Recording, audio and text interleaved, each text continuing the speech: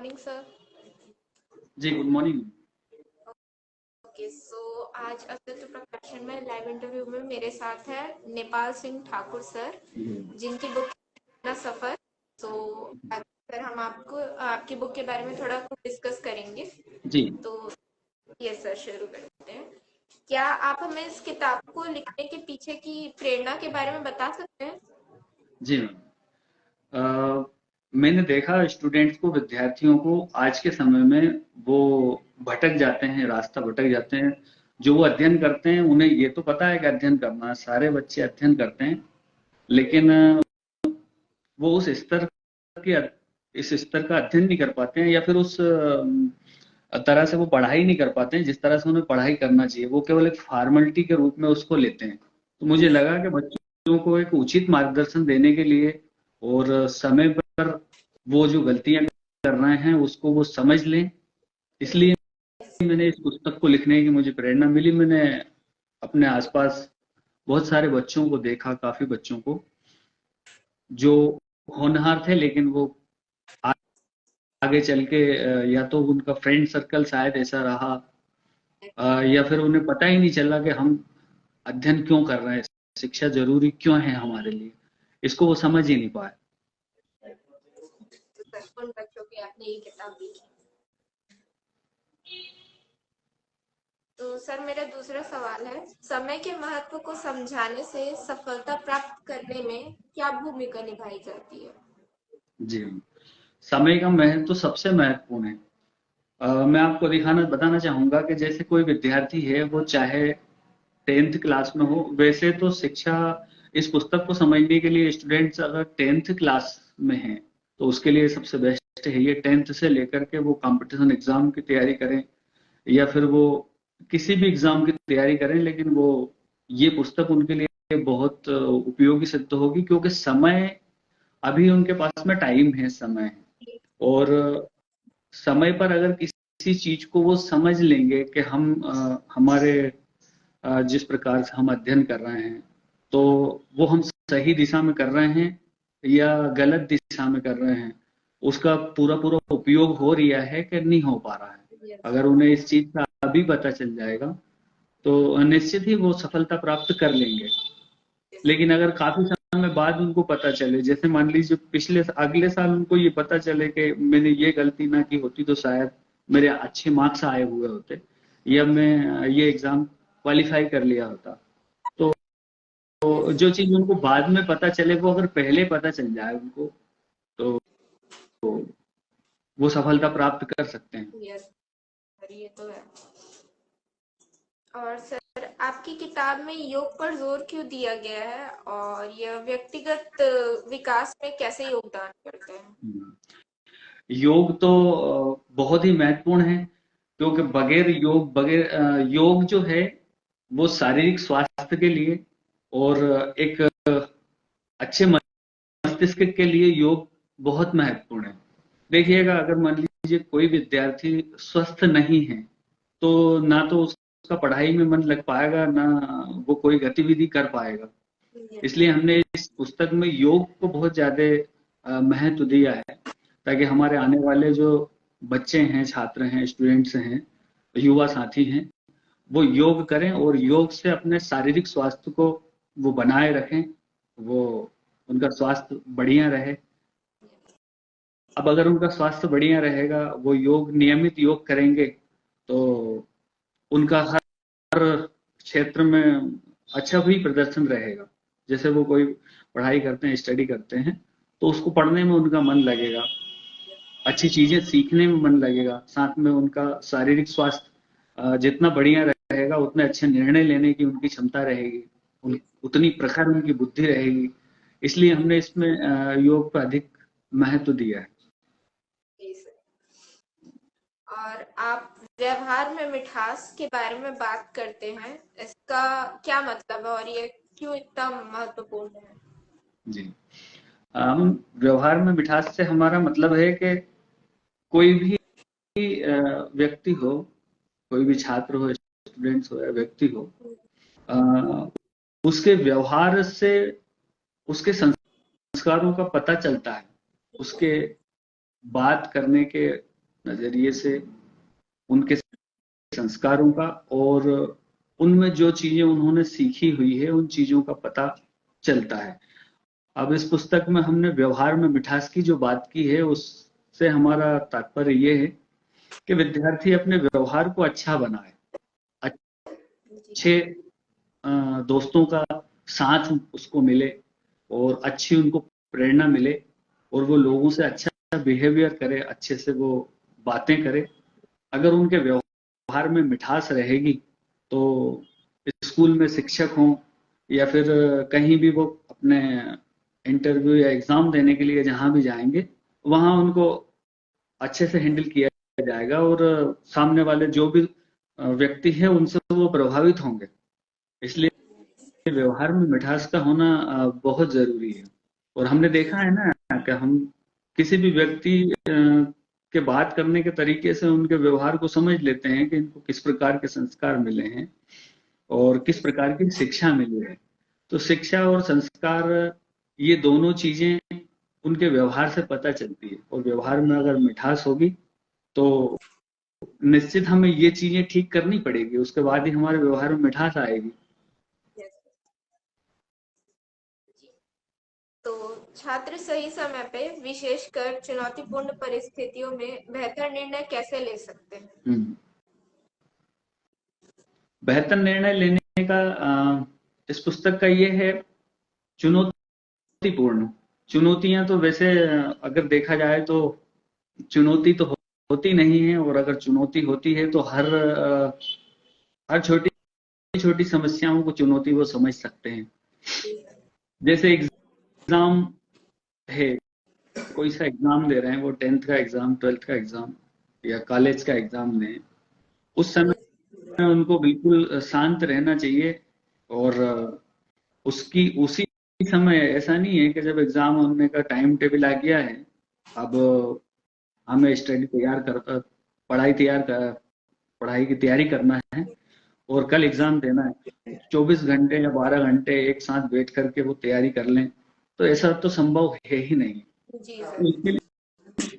इसके लिए उनको पहले से तैयारी करनी पड़ेगी, पहले से इन चीजों को समझना जी पड़ेगा। क्वेश्चन जी क्या सर। था?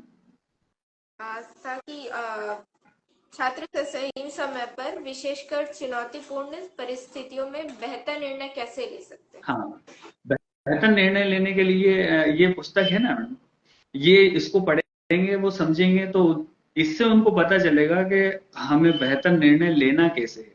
अब दूसरा एक चीज मैं बता देता हूँ कि चुनौतीपूर्ण अवसर होते हैं, जिनको वो अवसर समझते हैं वही उनके चुनौतीपूर्ण अवसर, जिनको वो मान लेते हैं कि यही मेरे लिए चुनौतीपूर्ण अवसर है, वही चुनौतीपूर्ण अवसर उनके लिए होते हैं।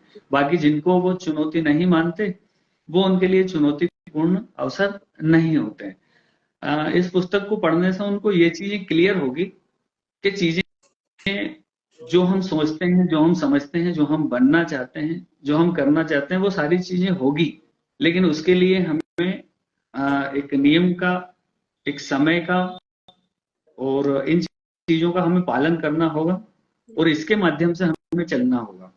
जब वो जी सर। नियमित अपने समय का पालन करेंगे और स्टडी अपनी बराबर करेंगे, तो कोई भी चुनौती हो, वो उसको चुनौती मानेंगे ही नहीं, और बहुत ही साधारण और आसान तरीके से वो अपने क्षेत्र में बहुत अच्छी सफलता प्राप्त कर लेंगे। जी सर, ये तो है। और सर, आप छात्रों से कौन सी आम गलतियां देखते हैं और वे उन्हें कैसे बच सकते हैं? छात्रों में मैं बहुत सी आम गलतियां मैंने देखी है आज भी। आप देखेंगे कि बच्चों को सिर्फ किताबों को पढ़ना, समझना, क्वेश्चन आंसर याद करना, लेकिन मैं ये चाहता हूं कि उनको ये दिशा निर्देश मिले, वो अपने आप को खोजे, वो स्वयं को खोजे, वो स्वयं को समझे कि ये जो वो कर रहे हैं वो किस लिए कर रहे हैं, वो क्या बनना चाहते हैं, क्या करना चाहते हैं। जी सर। अगर वो उनको ये एहसास हो जाए, वो अपने आप को स्वयं को खोज लें और स्वयं से ये प्रश्न कर लें कि मैं क्या बनना चाहता हूं, मुझे क्या करना है, और इसका इस प्रश्न का उत्तर बच्चों को अगर समय पे मिल जाए तो वो सफलता प्राप्त कर सकते हैं। दूसरा, मैं आम गलतियां जो उनमें देखता हूँ, ये देखता हूँ कि आज के युवा वो बहुत सारी गलत चीजों में, जैसे आप देखो सोशल मीडिया में अधिकतर समय उनका उसी में जाता है। उन्हें पता भी नहीं चलता कि हम 10 मिनट, 1 घंटा, 2 घंटा कितने टाइम हमने इसमें बिताया, लेकिन उसमें से हमने सीखा क्या? जिस चीजों को हम 1 घंटे से लगातार देख रहे हैं, उन चीजों को देख के हमने क्या सीखा? ये बच्चों को इस चीजों का बिल्कुल भी अभी समझ ही नहीं है, वहां तक पहुंच ही नहीं पाए बच्चे। दूसरा, वो जी मित्रों के साथ में जो समय बिताते हैं, सर। तो किन मित्रों के साथ में वो समय बिता रहे हैं, और वो समय जो उनका बीत चुका है, वो समय कैसा, उससे उन्हें क्या सीखा? एक जी सर। से वो हर दिन अपना समय वेस्ट करते रहते हैं। तो ये मैं आम गलतियां बच्चों में, आज के बच्चों में देखता हूँ। अगर जी ये सर। गलतियां वो सुधार ले स्टूडेंट, तो वो अपने काम पर, अपने सब्जेक्ट पर बहुत बढ़िया तरीके से फोकस कर सकते हैं। जी सर। और यह किताब पाठकों को सही दिशा में कैसे मार्गदर्शन कर अपना सफर जो पुस्तक है, सकती है? इसके जो मुख्य पाठक हैं वो विद्यार्थी ही हैं। जी और सर। विद्यार्थी जिस दिन इसको बहुत बढ़िया तरीके से समझ लेंगे, एक बार इसको पढ़ लेंगे और उसको समझ लेंगे, तो मुझे पूरा भरोसा है कि वो कभी भी अपनी लाइफ में तब तक इस पुस्तक को साथ में रख सकते हैं जब तक वो सफल ना हो। और वो सफलता इस पुस्तक के माध्यम से प्राप्त कर सकते हैं। इसमें वो सारी चीजें हैं जो जो छोटी छोटी गलतियां उनसे होती रहती है। जी और सर। आप देखेंगे कि जो भी विद्यार्थी, स्टूडेंट्स इस पुस्तक को पढ़ने के बाद में वो खुद का मूल्यांकन भी करेंगे, और वो समझेंगे भी कि इसमें हमसे क्या गलतियां हो चुकी है या हो रही है। वो सुबह से शाम तक का मूल्यांकन भी, मॉर्निंग से इवनिंग तक का मूल्यांकन भी कर लेंगे। साथ में आने वाले टाइम में क्या क्या चीजें उनके साथ में दिक्कतें आ सकती है, और पिछले समय कौन सी दिक्कतों का सामना उन्होंने किया है, उनसे कैसे वो बच सकते हैं। तो जी सर। ये पुस्तक उनको बहुत मार्गदर्शन करेगी, और जो बच्चे, जो स्टूडेंट्स इस पुस्तक अपना सफर को पढ़ेंगे, वो लाइफ में गलतियां करेंगे नहीं। इतना मुझे भरोसा, विश्वास है। जी सर। सर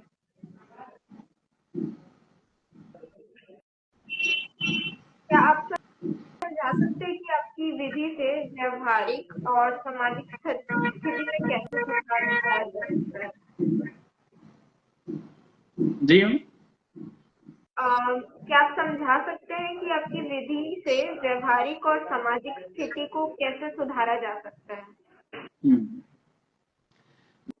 व्यवहारिक और सामाजिक स्थिति को सुधारने के लिए हमें अपने आप को बदलना होगा। हम अब कैसे बदलेंगे?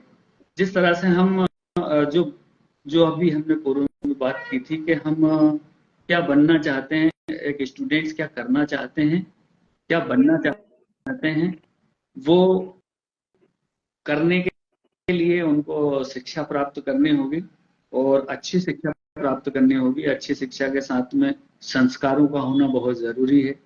जब वो संस्कार, शिक्षा के साथ में संस्कार प्राप्त करेंगे, तो इससे हमारा व्यवहारिक और सामाजिक स्तर दोनों ही ऊपर उठेगा।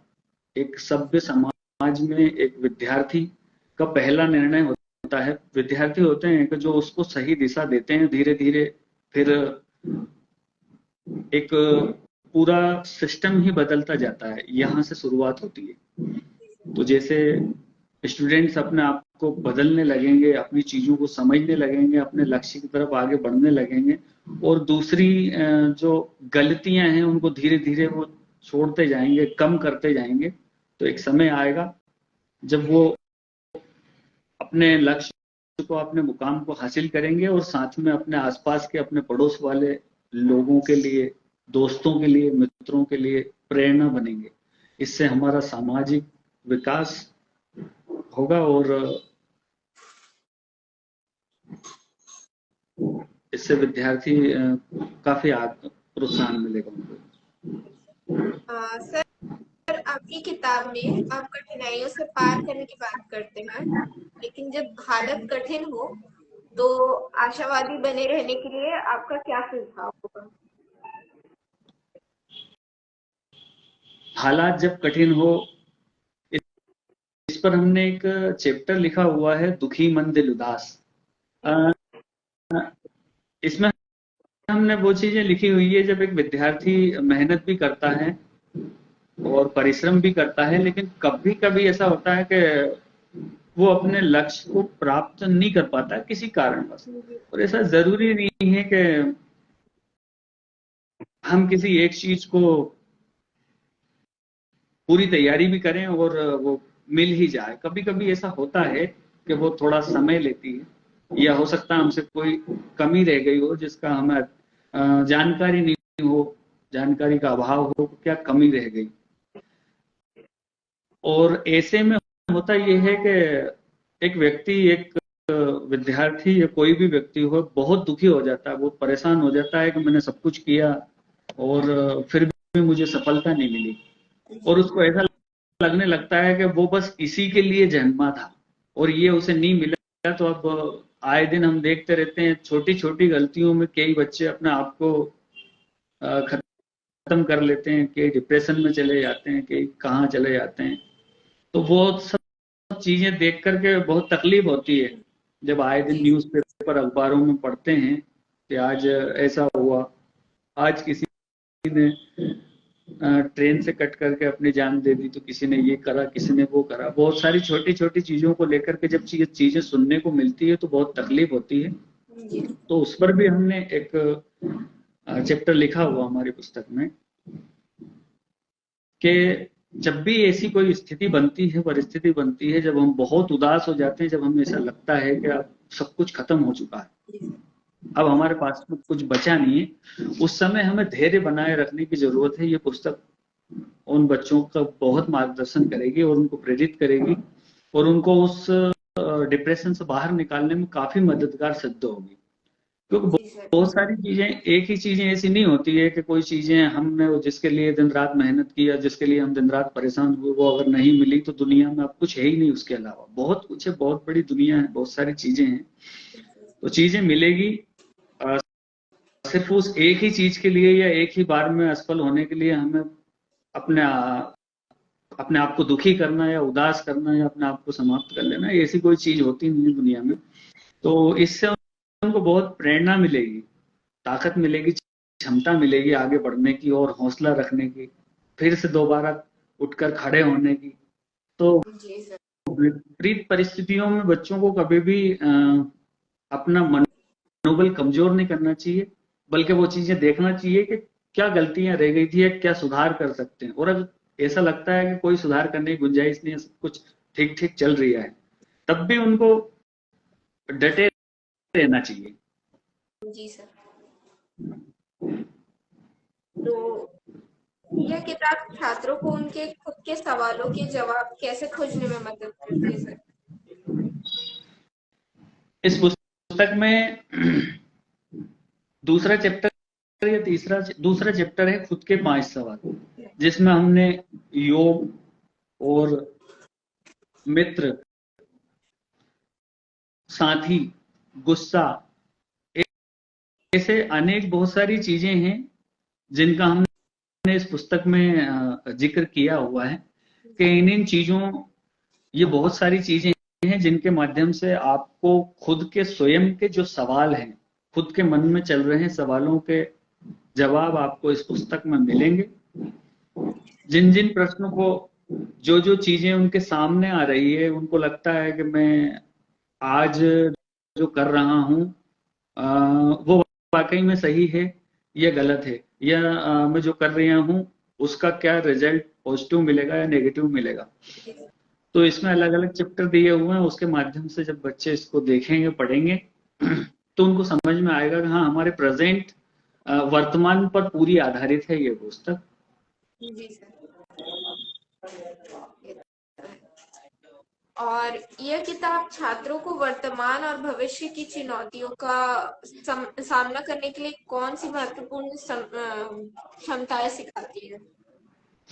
छात्रों को भविष्य में आने वाली बहुत सारी चुनौतियों का सामना करना सिखाती है ये पुस्तक। जैसे अभी हमारी बात हुई थी कि दुखी होने पर या फिर निराश होने पर, हार जाने पर, असफल हो जाने पर अपने आप को बनाए रखना, आगे बढ़ने के लिए अपने आप को उस स्तर पर खड़े रखना, तैयार रखना, स्वयं का मूल्यांकन करना और गुस्सा हमें नहीं करना चाहिए, अपने आप को स्वयं निर्णय लेना चाहिए, मित्र हमारे कैसे होना चाहिए, समय का हमें सदुपयोग करना चाहिए, माता पिता, गुरु, लेखन, हैंडराइटिंग, ऐसी बहुत सारी छोटी छोटी चीजें हैं रोजमर्रा की, डेली रूटीन वाली बहुत सारी चीजें जो एक जी विद्यार्थी के लिए बहुत जरूरी होती है। जी तो सर। उन चीजों का जब विद्यार्थी ध्यान रखेंगे, वो चीजें जब उनको पता चलेगा कि ये चीजें हैं जिनका तो हम समझ ही नहीं रहे थे कि ये चीजें भी होना चाहिए, जी सर। उन चीजों को वो नोटिस करेंगे और अपनी गलतियों को वो सुधारेंगे। इस प्रकार से उनके हर सफर में अपना सफर बहुत ही एक खुद का सफर, स्वयं का सफर सिद्ध होगी। जी सर। छात्र अपने लक्ष्यों के प्रति समर्पित कैसे रह सकते हैं, और खास करके जब उन्हें अकेला या असहाय महसूस हो तब? जब वो अकेला और असहाय महसूस करे जी सर। तो कैसे क्या रह सकते हैं? सर, अपने लक्ष्यों के प्रति समर्पित, उस पर कैसे हाँ, फोकस? हाँ। जब उनको ऐसा लगता है कि अब हमारे आसपास कोई नहीं है या फिर हमारे गाइड करने वाला कोई नहीं है, जी तो उन्हें समझना चाहिए कि हम उन्हें एक अपना लक्ष्य जो उन्होंने बना लिया उसको निरंतर उसका अभ्यास करना चाहिए और तब तक अभ्यास करते रहना चाहिए जब तक वो उस लक्ष्य को प्राप्त कर ना ले। जी सर। तो इस प्रकार से हम आवाज ठीक से आ नहीं रही है तो मैं सवाल भी ठीक से समझ पाया नहीं हूँ ओके अभी मैं। Okay sir. मैं थोड़ा और क्लियरली बोलती हूँ। छात्र अपने लक्ष्यों के प्रति समर्पित कैसे रह सकते हैं, खासकर जब उन्हें अकेला और असहाय महसूस होता है? लक्ष्य के प्रति समर्पित रह सकते हैं ना? जी जी। सर। लक्ष्य के प्रति समर्पित रहने से मेरा तात्पर्य छात्र का ये था कि वो किसी भी एक लक्ष्य को बनाएं, एक टारगेट बनाएं कि मुझे ये बनना है या फिर ये करना है या फिर ये सीखना है, कोई स्किल सीखना हो या फिर कोई उद्देश्य बना लिया हो कि वो करना है। जी तो उससे रिलेटेड, उससे संबंधित जो जो चीजें जरूरी हो वो सारी चीजें वो करें, धीरे धीरे चाहे वो करते रहें, लेकिन उन चीजों को वो रूटीन में लाएं और धीरे धीरे उसकी तरफ आगे बढ़ते रहें, चाहे कोई भी कठिनाई, चाहे कोई भी परेशानियां आती रहे, लेकिन वो अपने लक्ष्य से ना भटकें और आगे निरंतर बढ़ते रहें। जी सर। तो ये उनको काफी मार्गदर्शन उससे मिलेगा और अपने लक्ष्य को वो प्राप्त कर सकते हैं। जी सर।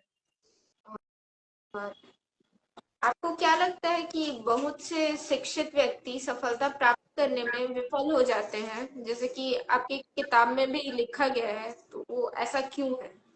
हम्म। बहुत से शिक्षित व्यक्ति, जी कुछ छात्र ओवर कॉन्फिडेंस की वजह से भी पीछे रह जाते हैं और जी कुछ छात्र जो अभी मैंने बताया था कि व्यवहार में मधुरता, आपने जो पूछा था, क्वेश्चन पूछा था, उसको लेकर के भी बहुत से छात्र ऐसे होते हैं कि वो सफल हैं, वो पढ़ाई में बहुत बढ़िया हैं, जी अच्छे मार्क्स भी आते हैं, सब कुछ ठीक है, लेकिन दूसरी चीजों में वो नहीं कर पाते हैं, जी सर। तो इसलिए वो सफलता से दूर रहते हैं। हमारा इस पुस्तक का मकसद ये है कि शिक्षा के साथ साथ विद्यार्थियों में संस्कार भी हो, समझ भी हो, इन जी सर। चीजों इन चीजों के साथ वो जब आगे बढ़े तो वो अपने लक्ष्य को प्राप्त कर सकते हैं, वो सफल हो सकते हैं। जी सर। लेकिन जिन छात्रों में शिक्षा होती है, बहुत सारे ऐसे विद्यार्थी भी हमने देखे हैं, स्टूडेंट्स देखे हैं, जिनको ऐसा लगता है कि हम हम्म, अच्छे मार्क्स आए हैं, अच्छे नंबर आए हैं और अच्छी तैयारी भी करी हुई होती है उनकी, लेकिन वो लापरवाही कर लेते हैं। जैसे एक विद्यार्थी था, एक स्टूडेंट जी हमारा सर। ही, तो काफी इंटेलिजेंट और पढ़ाई में भी काफी इंटेलिजेंट था, लेकिन एग्जाम के टाइम पे उन्हें ये लगता था उनको कि हम सारे क्वेश्चनों के आंसर एक ही बार में लिख देंगे, हमें बार बार रोजाना इसको रिपीट करने की या समझने की जरूरत है नहीं। जी सर।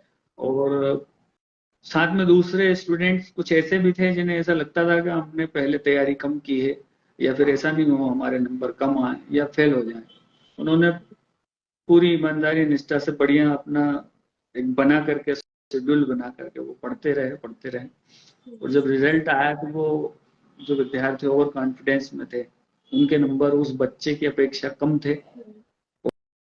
और जो अ, पहले क्लास में कमजोर थे, या फिर उससे उनकी तुलना में उनको ऐसा लगता था कि इनके नंबर कम आएंगे, लेकिन उनके नंबर उससे ज्यादा आए थे। जी तो सर। ऐसा दूसरी चीजों में भी होता है, जी सर। लाइफ में भी ऐसा बहुत जगह बहुत बार होता है। जी सर। जी। सर छात्र सकारात्मक ऊर्जा को चैनलाइज करने और अपनी क्षमता को अनलॉक करने के लिए कौन से व्यवहारिक कदम उठा सकते हैं? छात्र छात्र सकारात्मक ऊर्जा को चैनलाइज करने और अपनी क्षमता को अनलॉक करने के बढ़ाने के लिए। लिए, हाँ, हाँ। क्षमता को बढ़ाने के यस लिए सर। छात्र अपनी क्षमता को बढ़ाने के लिए अभ्यास बहुत जरूरी है। जी वो सर। नियमित अभ्यास करें तो वो अपनी क्षमता को बढ़ा सकते हैं। जैसे योग का भी, योग का अभ्यास करेंगे तो वो अपने शारीरिक क्षमता को बढ़ाएंगे। वो स्टडी का अभ्यास करेंगे तो वो अपने मस्तिष्क की कार्य क्षमता को बढ़ाएंगे, याद करने की, सीखने की क्षमता को बढ़ाएंगे। तो वो जितना अभ्यास करेंगे उतना अधिक वो अपने आप को सकारात्मक ऊर्जा से ओतप्रोत बना करके और अपने आप को आगे बढ़ा करके और सकारात्मक अपने आप को बना सकते हैं। जी सर। और आपकी अपनी यात्रा और अनुभव आपकी किताब की शिक्षाओं को कैसे परिलक्षित, मतलब कि कैसे समझाते हैं? सॉरी। आपकी अपनी यात्रा और आपके अनुभव जो है वो आपकी इस किताब को कैसे प्रेरणा देती है? मेरे अनुभव जी सर। मेरे अनुभव बच्चों के द्वारा कैसे प्रेरित होंगे, बच्चे स्टूडेंट विद्यार्थी से कैसे प्रेरित होंगे, है ना? जी सर। जी। इस पुस्तक को पढ़ने से बच्चों में ये प्रेरणा मिलेगी, क्योंकि मुझे भी बहुत सारी चीजें सीखने को मिली है, प्रेरणा मुझे भी मिली है। कुछ चीजें मैंने अनुभव की है, उसके आधार पर इस पुस्तक में मैंने लिखा है, समझा है। और कुछ चीजें मैंने देखी है आज के वातावरण में, आज के विद्यार्थियों में, आज के बच्चों में। तो जी सर। उन सभी चीजों को देखते हुए और मुझे ये बच्चों के लिए hello. Yes sir. Network issue हो गया था, कंटिन्यू कीजिए। जी।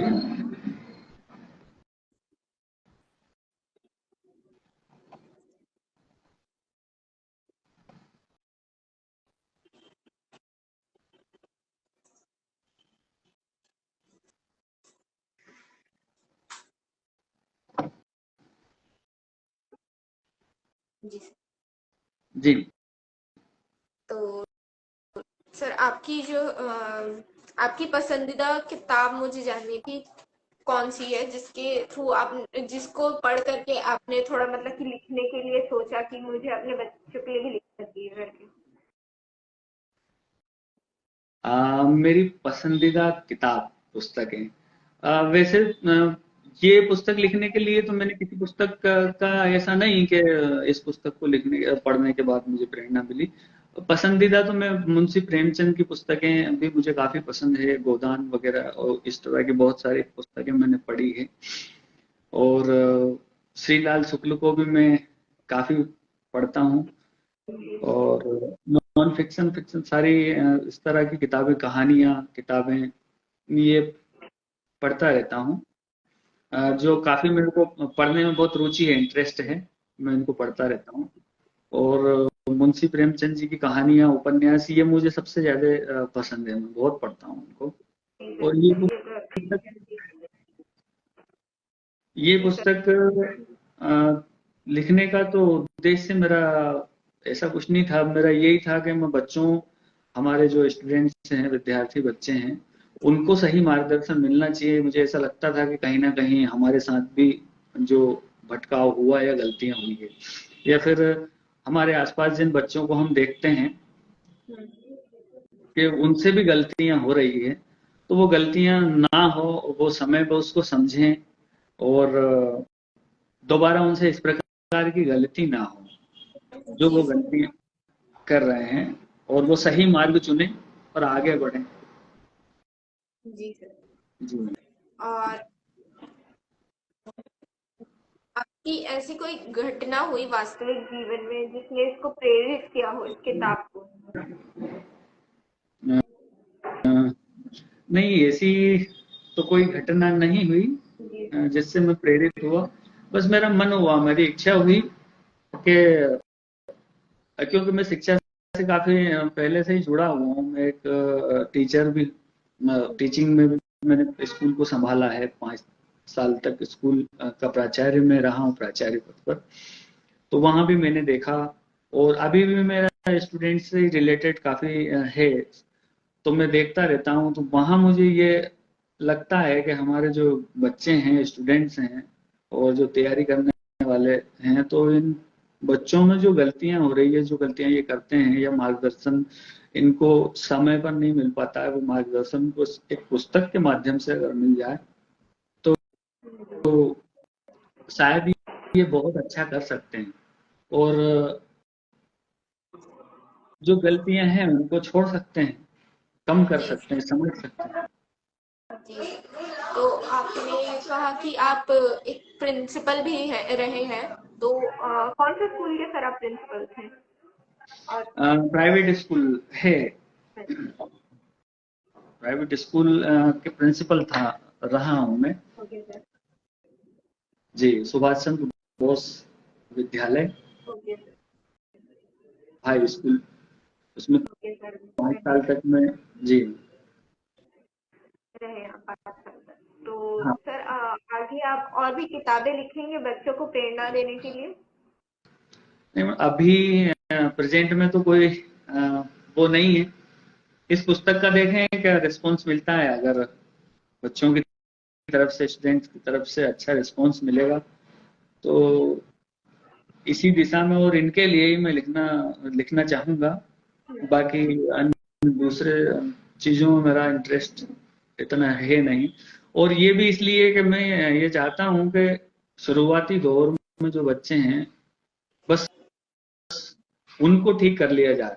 अधिकतर लोगों को उन पे काम करना चाहिए, हमारे इन बच्चों पे काम करना चाहिए, ताकि ये यहाँ से शुरुआत अगर ठीक होगी तो समाज, हमारा राष्ट्र, देश, ये सब कुछ बहुत ही अच्छा एक दिशा में पहुंचेगा। अभी तो जी ऐसी प्लानिंग नहीं है कि दूसरी कोई पुस्तक लिखना है। जी सर। आगे और भी देखेंगे, अगर आप लिखेंगे तो हमें जी काफी अच्छा हाँ। लगेगा, बच्चों को भी प्रेरणा हाँ, मिलेगी। पुस्तक का अगर अच्छा रिस्पॉन्स मिलता है तो जरूर लिखेंगे। जी सर। और सर इस इंटरव्यू में ऐसी कोई चीज अगर मैंने कुछ छोड़ दी हो तो आप कुछ ऐड करना चाहेंगे? नहीं नहीं। अच्छा सर, आपकी बुक की लिखने से लेकर के प्रकाशन तक का सफर कैसा था, ये बताइए।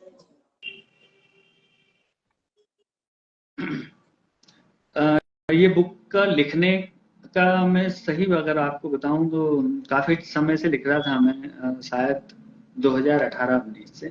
जी उसके बाद में मैंने लिखना बंद कर दिया था, किसी जो पर्सनल इश्यू थे कोई, उस वजह से। फिर लॉकडाउन के टाइम पे मैंने थोड़ा बहुत कुछ लिखा था इस पर, समझा था इसको। जी सर। और अब जाके मुझे ऐसा लगा कि बस अब बुक को पब्लिश करवाना चाहिए, तो फिर मैंने पब्लिशर को देखे कहाँ पब्लिश करवाएं, किन से बात करें, क्या करें। तो मैंने ऑनलाइन ही सर्च करके और 2-3 पब्लिकेशन सर्च किए, देखे, समझे। अस्तित्व प्रकाशन